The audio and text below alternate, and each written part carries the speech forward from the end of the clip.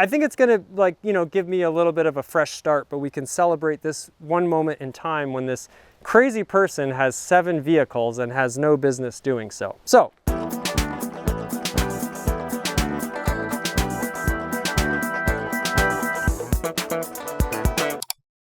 and welcome back to Janky AF. Well, what a momentous occasion this is today. We are doing a fleet update, the first fleet update ever on this channel. I have a camera person today. It's very official, and we'll get into that later. But also, I have to do it now, A, because winter's coming, and because we're actually getting rid of one of the cars in our fleet, which is like astounding to say to me. I've been talking about it forever on My Janky Life, but it's actually happening, and I'm very, very happy with the transaction. And I'm not just saying that because my cameraman is also the person buying one of my cars. Okay, so let's pull in here for a second. Here we have, I believe, a 1983 Bertone Fiat X19. We'll start off with the parts car. And I bought this for $600, which might sound like a lot, but if I wanted to part it out, I could easily get that for it.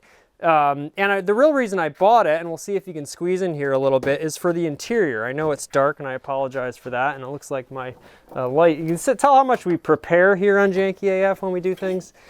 Oh, there we go. Okay, so if you squeeze in here, I bought this car for the red interior. Someone told me this is a Recaro. I don't think it is because they seem like the same seats.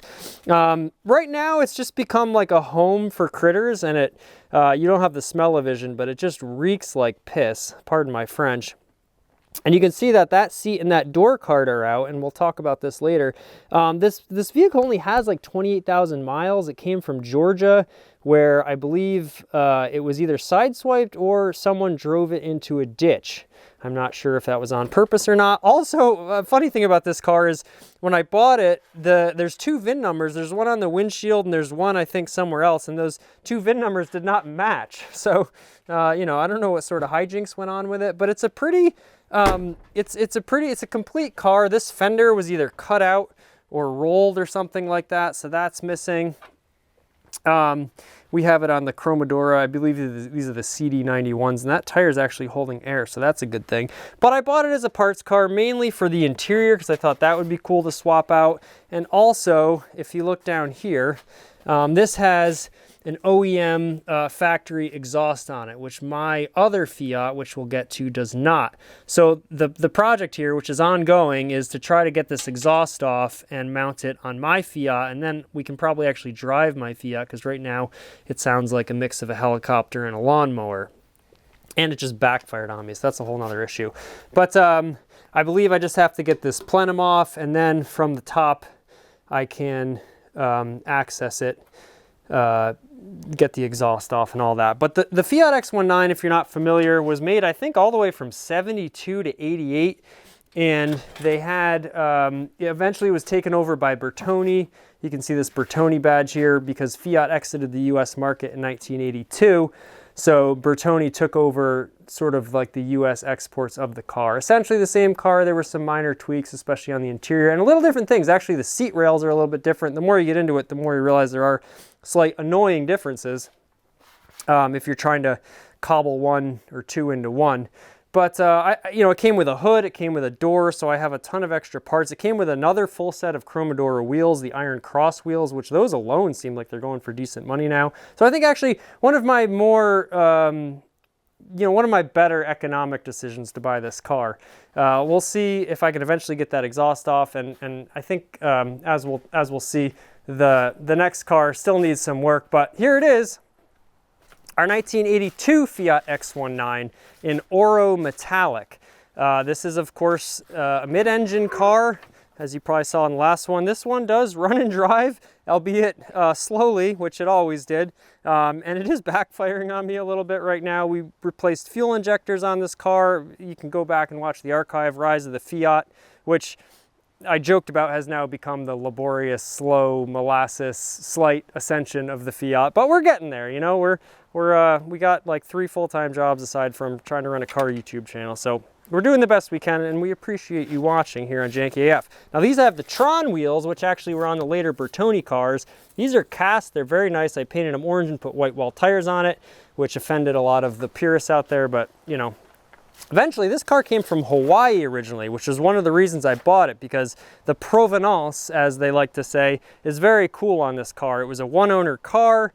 It has the original window sticker. It has like all the original service records. And as you can see, I have started swapping over the interior. So on the Bertone models, they got a little light in here, which this does not have. I think eventually I'll put some sort of customized wooden plaque or something in there, you know, as I slowly jankify the car. The other cool thing, a teak box over the instrument clusters. And I really think this captures the spirit of Hawaii, sort of the tiki, aloha, you know, island wood vibes. So I really like that. I think that was a cool feature. I imagine the original owner had that customized for it. And I'm not sure if it was because it was cracking. The dashboard is cracked. You have your bar tab shifter, which is like sort of a legendary thing on these cars. This, you know, there's a term agricultural, which a lot of people see as a pejorative. I see it as everything feels so heavy for such a, I mean, it's 2,000 pounds, but it was built to US crash standards. This buttress is extremely strong right here.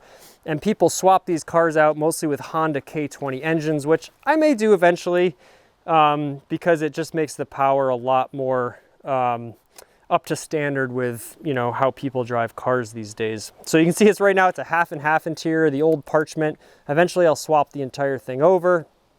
It's just an amazing car. It's got rust, I know, yada, yada, yada, but none of my cars are perfect, far from it.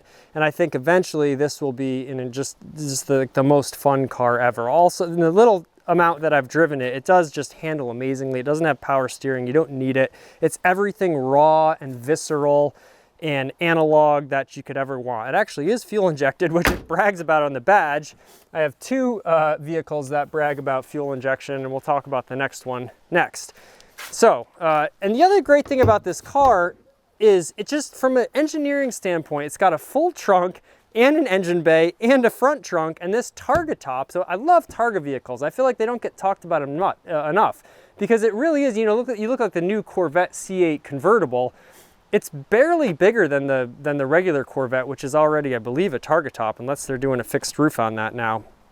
But it really does give you all the wind in your hair that you could want without, you know, the soft top and the lack of body rigidity. So I just think it's such a cool underutilized design feature. And this top will store in the front and you can still put stuff under it. Shock towers are clean on this car. It's got some surface rust here and there. Again, we'll have to do rockers on it eventually. But, you know, I bought it pretty cheap, and I think with time it'll become like my real fun car. Speaking of fun cars that brag about fuel injection, we lost the that's my cameraman has handed me this is how we do things here on Janky AF, folks. It seems our door is seized now because as you can see, when I put this back together, I didn't snap everything super tightly into place. So the cover over one of the door handles is, for some reason, seems like it doesn't want to go on. This is the real interesting portion of the video. Okay, there we go.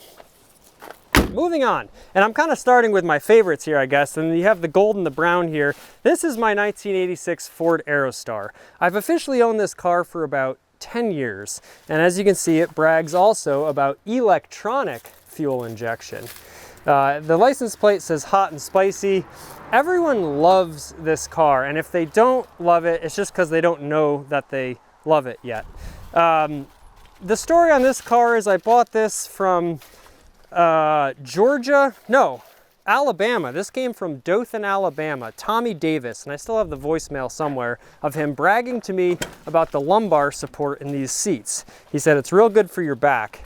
And if you zoom in there real tight, you can hear the motor, and we're not actually sure if it's pumping air into there or not, but I've never seen seats like this in an Aerostar, this beautiful brown marbled vinyl interior. As you can see, it is a 5-speed manual transmission, 5 forward speeds, as my father likes to say, and of course reverse.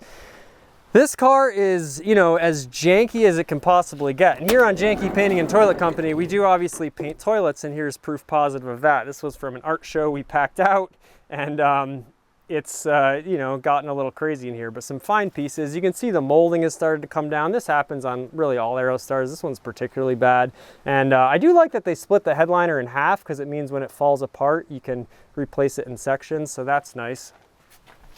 I mean, this car turned me on to classic cars. I've always had a thing for the Ford Aerostar. You can see one of the body panels isn't missing. It's not straight at all if you look at it. There's panel gaps everywhere. This came with a non-period accurate grille. I put this grille in here. We can talk about the differences between generations of Aerostars in a later video. But I love that the badging is on the side here like a sports car. Everything about the Ford Aerostar was so aspirational. I mean, you look at the ads with the space shuttle, it really tried to be everything it possibly could, and it reached for the stars, you know, pun intended. And I think that it was a resounding success. They made over 2 million of them. They're still, if you look on the classifieds, as you can see in my program Year of the Aerostar, they're still out there. They're starting to sell on Bring a Trailer, and you know, slowly but surely they're gaining a following. And I've met so many wonderful people online that are fellow Aerostar enthusiasts. And if you're looking to get into the classic car game, it's incredibly cheap. You know, a running driving Aerostar is just about the cheapest running driving car you can find right now, because a lot of people think it's dumb because it's a minivan. But you look at the size of this. Now, they did make an extended length one. It's not a big car. It's easy to park. It fits in a garage. It's rear wheel drive, and you can get it with a manual transmission, which is like the Mazda Miata sports car ethos. So they're just incredible. I mean, everything about it. It's so fun to drive. It's so fun to row through the gears. It's just an incredible, I mean, this big, long shift handle that's like a school bus. It's such a strange combination of different things. The sleek styling. This has a 0.37 drag coefficient, which was better than a Fox body Mustang of the day. So it was actually, and the Fox body came with the same 2.3 liter 4-cylinder that's in this. And these are extremely rare. Most of these came with a 6-cylinder.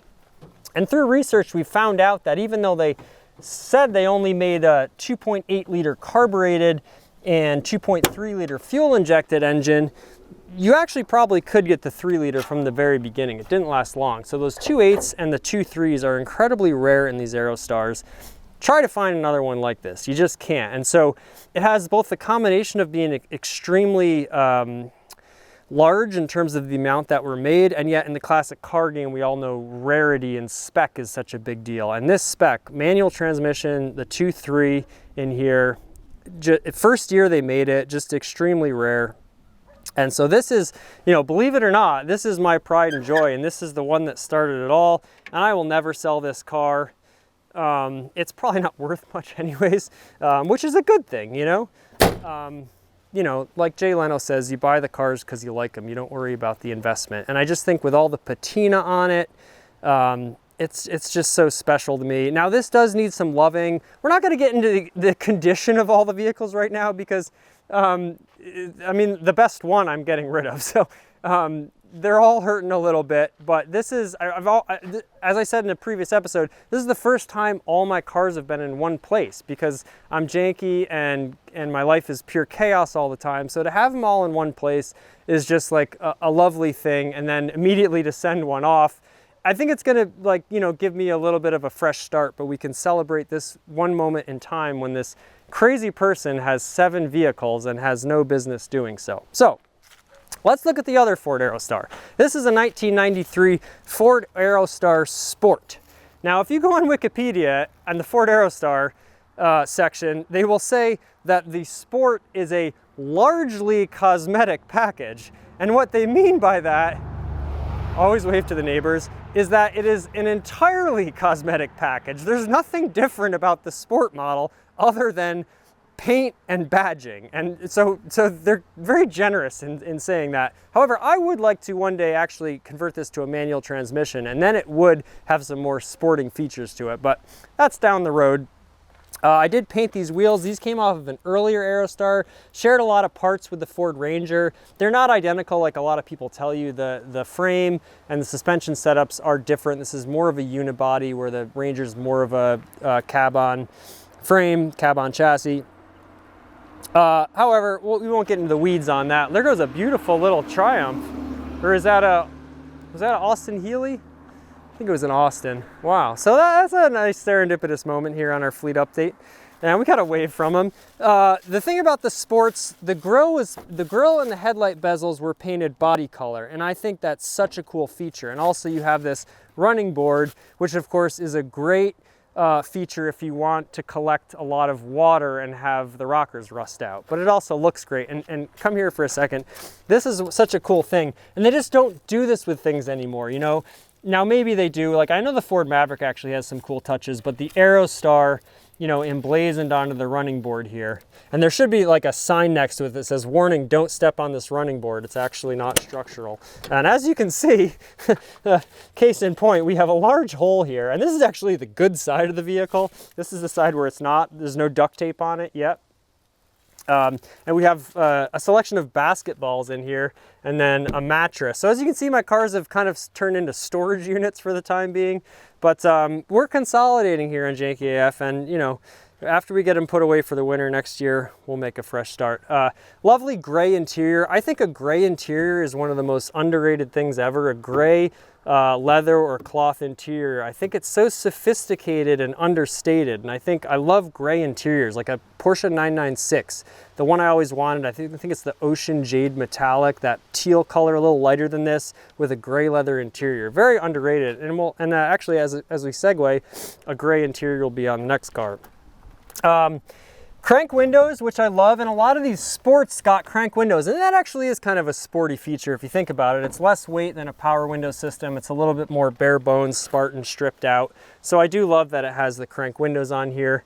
So many cool features about the Aerostar that we won't talk about right now, but these windows actually slide out, which I think is so cool, because most minivans in the day just had those pop-out windows, which aren't really great for ventilation. I mean, yeah, they'll keep your kids from falling out of the van, but you know, this was a different era. So these had slide-out windows, which I think, again, you don't see utilized enough. It's one of those cool little things where it doesn't really take up any more space or engineering. The window just pops out and slides out, but it allows you to get the window fully open without, you know, messing too much with the rest of the vehicle. So I think that's very cool. This little triangular window, so many little features. This has the more sort of passenger mirrors. We didn't talk about the towing mirrors on those Aerostars, but those mirrors, if you want to just show that real quick, I love those mirrors too. There's a lot of little subtle differences between these Aerostars, and the more you look at Aerostars, the more you realize how many different little subtle features they are. Now obviously, as you may have seen in another video, this one had a tragic encounter with a deer, and you know, to make you pity me a little bit, I bought this vehicle for $1,500, great deal. I actually bought it on the way back from buying another car in Texas. On my way back, made a little pit stop in Ohio that I didn't tell anyone about for a year, and bought this Aerostar. A wonderful gentleman sold it to me. He was so kind, let me store it there, and then I paid another friend of mine, shout out to the great John from the great band Green Schwinn, sent him on a Greyhound bus. He picked it up, drove it back, made it home fine. Then when I tried to drive it back from Buffalo, where he brought it to, I of course broke down. Similarly with the Aerostar, shout out to my good buddy Chris Dermond. He drove that home from Alabama to Georgia, made it back fine. Then when I tried to drive it back, it broke down. So this is the great thing of the Aerostar. It might let you down, but it won't let your friends down. And that's really what it's all about at the end of the day, you know? So you can see another thing I always talk about with the Aerostars, maybe you can just creep over the corner here, is these two-tone seats. Now a lot of times these would actually be two colors, but not only are they two-tone in color, but also in texture and pattern. And little things like this about the Aerostar, there's so many cool classic car features to these vehicles that just go underappreciated and underrated. And I absolutely love the styling of it. All these little design cues and details, these door handles, which are these like, you know, inboard, like, you know, horizontal latches are very cool. And, you know, we all love the sound of a German door shutting and how solid it sounds, but the Aerostar has a very unique door shutting sound. Now this one will be accompanied by some body panel mashing because of the dent in the quarter panel, but that little latch and then that shut. It's not as heavy as a German door, but it just has this unique sound to it that I really, really like. And of course, creating more future rust with the door panels, the quarter panel knocking against the door. So many cool things to talk about with the Ford Aerostar, but if you've watched this channel before that, you know, I go on about it ad nauseum, so we'll save the finer points for a later video. Circular gas cap, which I really like. I actually believe the, yeah, that one's a square. That's another thing I'm noticing right now. The early Aerostars were a square and later they switched to a circle. But I'm getting into the weeds here. A nice large section of duct tape, which, you know, they were nice enough to paint this two-tone vehicle in a duct tape shade, so that saved me some trouble there. Okay, so speaking of gray, leather, or vinyl interiors, let's have a look at my 1995 Buick LeSabre Custom. And the funny thing about Custom, as you can see right there in small letters, is that Custom was actually the base model, meaning there's nothing custom about it. My cameraman's trying to hold back laughter, I assure you. I forget what I wish I had it on the top of my head now. The upscale model from the Custom was like the Select or something like that. I'll try to edit that in there. But the Custom was the base model. Don't let the fancy badging, you know, throw you off. However, don't let the modesty of a Buick throw you off either, because this thing is pure luxury. It's the longest car I have. It's just a mile long, a country mile at that. And what I like about this vehicle, stand right in front of this grill, wave to the neighbors, and just get a nice shot of that friendly face looking at you. It's just beautiful. It's such a good looking car, and I'll drive myself crazy, you know, talking about it, but this giant bumper here, I mean, look at how wide this thing is. They just do not make stuff like this. I mean, there's so much space here. You could eat off of this. Of course, we have the historical plate on there. This has gotten a little corrosion on it, which actually, it almost looks like this car's been underwater, and it kind of does look like a submarine. But it's you know, not a lot of rust. I bought this in New Jersey from a woman named Lorraine for $1,000. Since then, we've, you know, maybe quintupled that amount in terms of what we've dumped into it, but we're very dedicated. I always say at Janky AF, we buy cars and then tank their resale value and then pass along the savings to the next person. So that's what we're doing here. I painted these steel wheels white, found these in a junkyard. This has got to be the worst set of steel wheels I've ever found. I can't believe the corrosion that's been going on there. But, you know, with the white wall tires, you know, you can see the vision. Beautiful, tiny little mirrors. And the funny thing about these Buicks is this is a luxury car. You know, in theory, certainly that's what, you know, aside from Buick's ad campaign where they're saying this isn't your grandfather's Buick or whatever. Well, this is your grandfather's Buick, okay? And I don't know how he got in and out of it because this thing is so low. When you're riding in this thing, it's so low to the ground. I mean, it's lower than my Prius for sure. And it's a really cool sensation because you're wide and you're long and you're low. The buttons for the lights are these giant, it's like, you know, those big television remotes that are like novelty remotes for, like, you know, people who don't have the greatest vision anymore. These buttons are just giant. It says headlights, and then you have your lights, and then you have your separate button for your parking lights. This faux wood grain, some of the nicest faux wood grain I've ever seen, you know, premium faux wood grain, wraps around the entire interior. It's just a long horseshoe bend around here, and it's absolutely beautiful. And the way the speakers sort of arch down here, there's so many subtle design cues that are just so beautiful. This big Buick script here. Another thing, in modern cars, I have a habit, or in all cars, I have a habit of putting things on the dashboard. And it drives my sweetheart crazy because inevitably, as soon as we start moving, everything throws off into the seat and the footwell, and it's a terrible habit I have. However, I have to say that I think maybe I picked this habit up through driving old cars because a lot of these older cars have an upper slant and a ridge on the dashboard that keeps stuff from falling off. Now, maybe this is like a safety thing they do now, but this is such a cool feature of older cars is that this little slant. So you can actually put something on the dashboard where it's, you know, just taking up space anyways, and, you know, not have stuff go everywhere. Now, if you come inside here and look at the headliner I did have to rip out. It seems like I only buy cars with sagging headliners. And so I completely tore it out, and we have a lovely assortment of magnets. And these ones say Janky on them.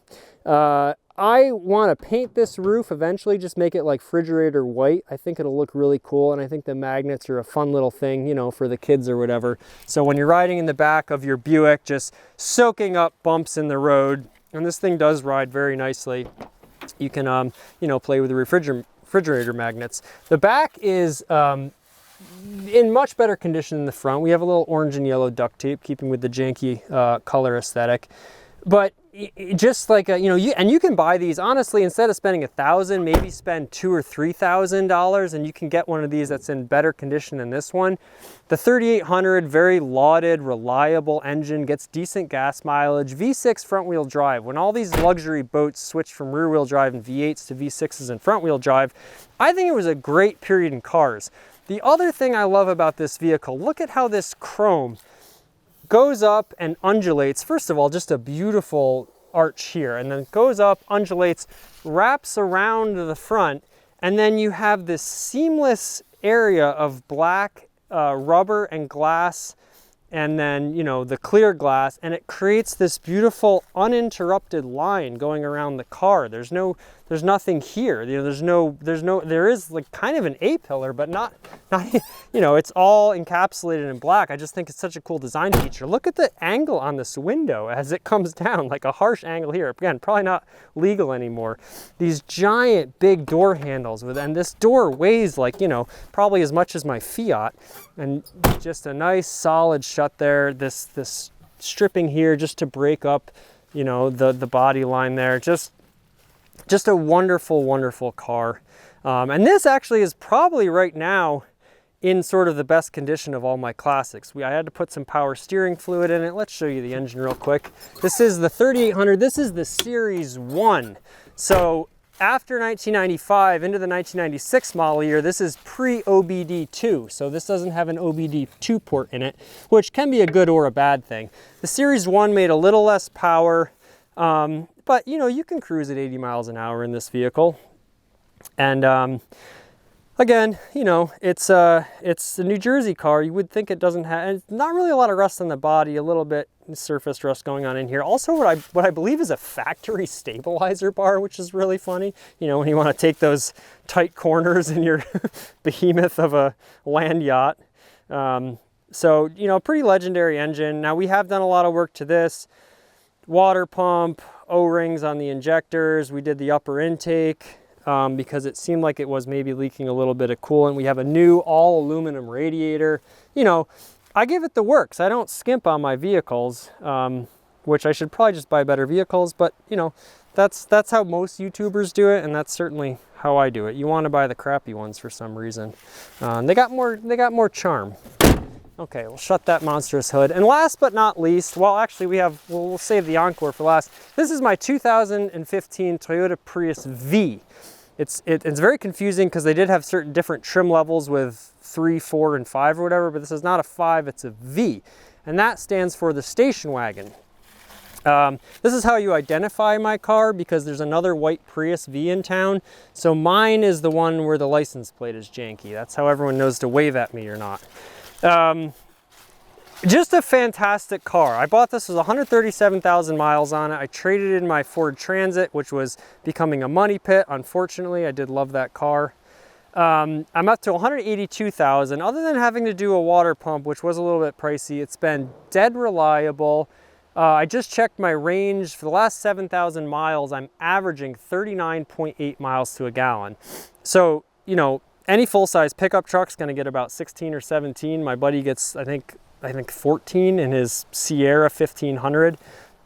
This gets almost 40 miles per gallon. So my Transit got about 23. The whole point of this car was maximize miles per gallon in a work vehicle.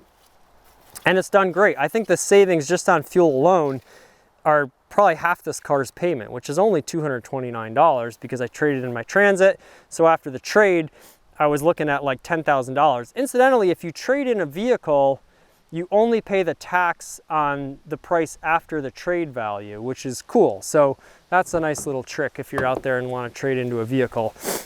These rear seats do come out with just a few twists of, I believe, like a 12mm socket. And once these rear seats are out, it's a total game changer. You can see, you know, everything's been a bit chaotic recently with work. Running 2 or 3 jobs all at once. But even with the seats in, you fold them down and it creates a nice bench here. And I can't tell you the amount of stuff that I'm able to fit in this vehicle. I actually just replaced the struts on this, so we don't have to use the prop rod anymore. I can fit, you know, 10-foot 2x4s in here with the hatch closed. If you want to get really janky and sort of like ratchet down the hatch, which they don't really give you a good way to do, but I can fit like a 20-foot extension ladder, 16-foot extension ladder will fit in here with the seat down, hatch fully closed. I do have a roof rack for this, which I've carried a 28-foot extension ladder on. I'm not sure what the payload capacity is. I'm sure I probably overdo it and it squats down a little bit in the back when it's really fully loaded down, but it's never given me any issues and it still seems to get good mileage even when I have a lot of payload in there. The audio system on this vehicle is completely crazy. It's like has a total mind of its own. And the weirdest thing that's happened is sometimes I'll be like listening to something on through the audio system, and instead of going through the speakers, it'll call my own phone from the audio system and play whatever I'm playing through the speakers as if it's a phone call. So it sounds like I'm listening to music through someone calling my phone. And so it's like, you know, terrible, crappy lo-fi. It's the weirdest thing I've ever experienced. This 2015 was the weird era where the I think this does have an auxiliary cable in it. It was still that era before the phone companies got rid of the auxiliary jack, which makes no sense to me, but that's another topic for another day. But it's that weird, it has navigation, but it's totally useless. You know, that was a sort of a sad era. This is probably right at the end of the era when cars, before they started to go like completely digital and get really complicated. It is a hybrid, obviously, so it's got some complications there. But that hybrid system also allows for very, very good mileage. And I'm extremely happy with this car. I think this is one of the best cars you can buy for the money if you want just reliability, value, storage, space. And you put snow tires on this thing, even though it's front wheel drive, it handles very well in the winter. So not really an issue even here in upstate New York. So very, very happy with this car. And as I was telling our lovely cameraman before, you see these as New York City taxis and you can buy them for like $3 grand with like 400,000 miles on them. So I hope my goal with this thing is I got my Honda Accord to 200,000. I want to get this thing to 300,000 miles. So we're over halfway there. All right. Last but not least, we pay tribute to and celebrate and also say goodbye to our 2002 Volkswagen Jetta. Now this car will be leaving the fleet, but I'm so happy because it's going to a very, very good home. We're keeping it in the family, so to speak. It will still be here with my good buddy. I won't say your name for privacy's sake, but you know, feel free to out yourself later. And to give you a hint, this is the second car that I have sold to him because I also sold him my 1986 Ford Aerostar, my other 86 Ford Aerostar. And one of these days I'll finally get around to editing some of the video we shot with both of those. We're in a club called the 86ers. He's done wonderful things to it. He completely nursed it back to health. It was a non-running car when he bought it. And he's taken it on, you know, over 1,000-mile road trips down south. He's done so many great things with it, and so I can only hope that this car gets as much use and life and service to another person, to him, as the Aerostar has. And really what this is about is I have to consolidate, I have to shrink my fleet down. Something has to give, but I was really, you know, everyone was telling me to sell this car forever. I did daily drive it for a while this summer while both my Prius and my green Aerostar were in the shop, because I was daily driving my green Aerostar. So it's gotten some use, but I never really fulfilled the vision of where I wanted to take this car, and now we're just up against the reality. And so the great thing about selling it to him is that it will actually get used and enjoyed, and that's what we should be doing with these cars, and that's what I have this big guilt complex about, because I don't use my cars, I don't enjoy them. I put a lot of money into them, so I try to take care of them, but you know, you're just up against this wall of, you know, bandwidth issues at some point. So this car came from my good friend Eddie Bauer. His name actually is Eddie Bauer legally, and so I was going to turn it into the world's first Eddie Bauer edition Jetta, because they made Eddie Bauer edition Fords, of course, and the Aerostar got an Eddie Bauer edition. So it was this really silly gimmick that I was going to take way too far, because that's what I like to do. And we got partially the way there. As you'll see, the headliner, I put a lot of time and effort into redoing the headliner, and that's like a little small preview of the vision of what I was going to do. I was going to do a whole livery, because we have clear coat fade, yada, yada, yada. I also know the previous owner, and I have a connection to the original owner of this vehicle. So we have like the full provenance of this vehicle, and the cameraman here has been nice enough to say that when I can align all those pieces, we'll do a drive. So we'll do the original owner, the second owner, who was Eddie Bauer's father, me, the third owner, and then the new owner. So hopefully we can get all those people in the car at one time talking about the car. And for a 2002 car to have the complete history on it and all the owners in one place, I think that'll be like a really cool story. I bought this car in Texas for a very reasonable rate, and I've since spent time trying to you know, turn it into less of a good deal for myself when I finally got rid of it. But I'm very, very happy with the deal that we worked out. And I'm just so happy that the biggest thing for me is it's going to a good home. That is always the most important thing to me. I know it's just a car, I know it's just a hunk of metal, but anyone who's into car YouTube knows that you form sentimental attachments to these things. And so it's nice to continue on the story. If we look up in here, this is like sort of the pièce de résistance. This is the headliner. I took the shell out. One day I'll release all the video of I took with this. Now these little trees up here were basically the graphic on the Eddie Bauer Aerostar edition. You would see it on the little seats, and they almost look like they remind me of the sort of the dancing bears of the Grateful Dead. And they came in these bright, vibrant colors. So I, from scratch, mocked these up on Photoshop, printed them out, made stencils, ripped out the shell of the headliner, stripped all the cloth on it, and then there was all these layers of like weird adhesive and glue, and took all those down with a wire brush. It still has a little bit of texture to it, but it's flat enough that I painted it red. I hand stenciled all these things and then painted them with one shot. It's a very, you know, nice lettering oil paint. And I think it came out really good. Putting this back in was an absolute nightmare. It had to take all the weather stripping off, and it mostly went back together. The couple of the lights are a little sagging. And as you can see, you know, it's got all sorts of little quirks and stuff. This door I had to fix the window on the crank, so that panel was sort of coming off. We'll put that back together. It's, you know, death of 1,000 paper cuts with this car, but mechanically it's very, very sound. I have done the timing belt on it, which is the main thing that needs to get done with these vehicles. 80,000 mile interval. I can't figure out if it's an interference engine or not. Just a great little things. So this is a Mark IV Jetta, and as I lift this, you'll see this latch come out right over the Volkswagen lever. Just so many cool little pieces of kit on this car, little tricks. This is the 2-liter, so this is the naturally aspirated, not the 1.8 turbo that was in most of these vehicles.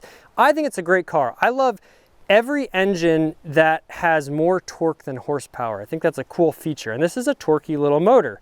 So it's had the timing belt on, that's the main thing. I don't believe that it leaks any oil. Well, you know, I've never had to put oil into it, but I haven't driven it that much. Well, you know, we'll see with the long-term progress of this car, and the nice thing is I'll get to sort of keep track and see what exactly happens to it. But that's the real major service thing on this. I think it makes like 110 horsepower, and it's a 5-speed, of course, too. So a wagon, 5-speed, crank windows, just a really cool, unique spec. And in this tornado red, I think it absolutely glimmers. I really like German cars in red. Mercedes, BMW, Volkswagens, I love them in red.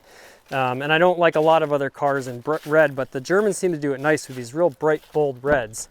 So I think that's kind of a nice little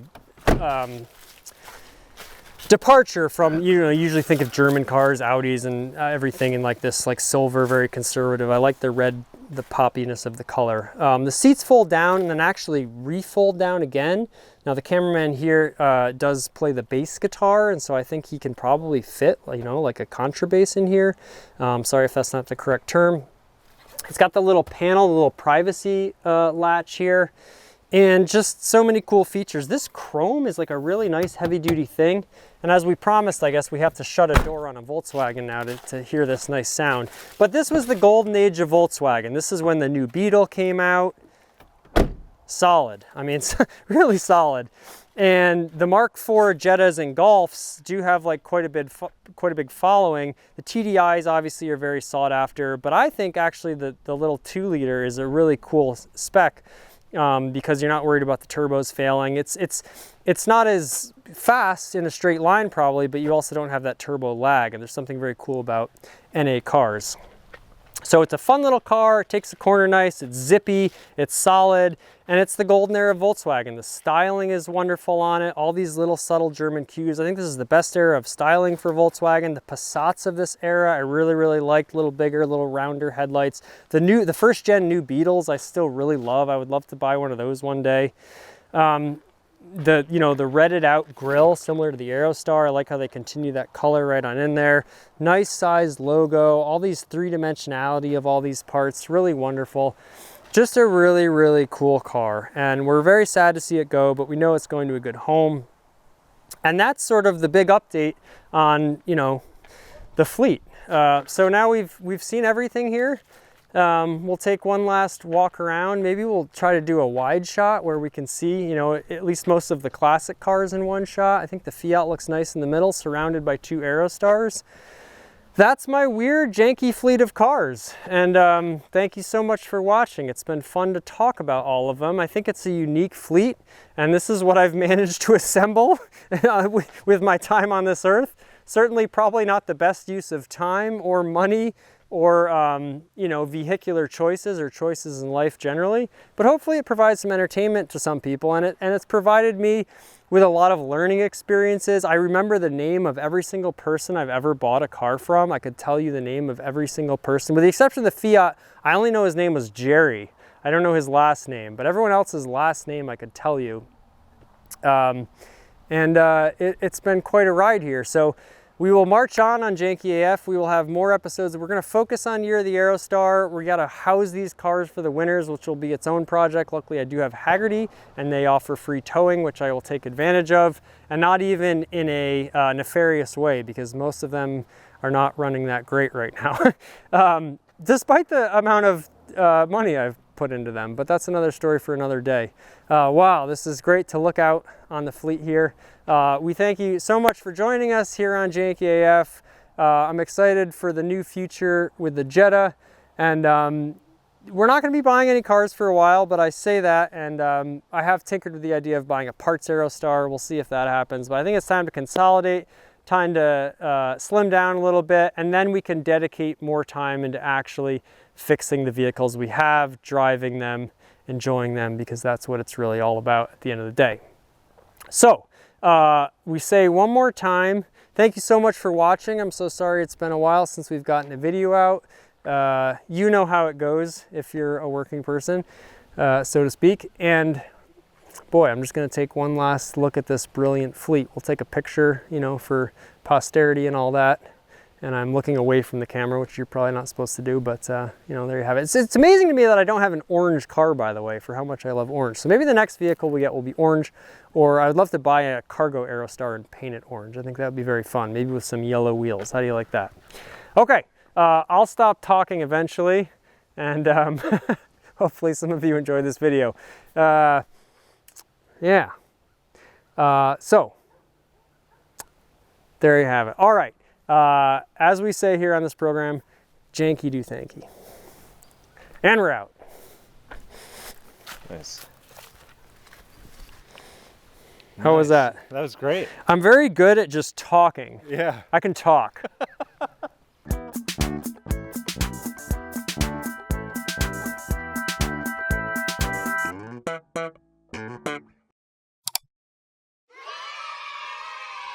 One small step for man, one giant leap for mankind.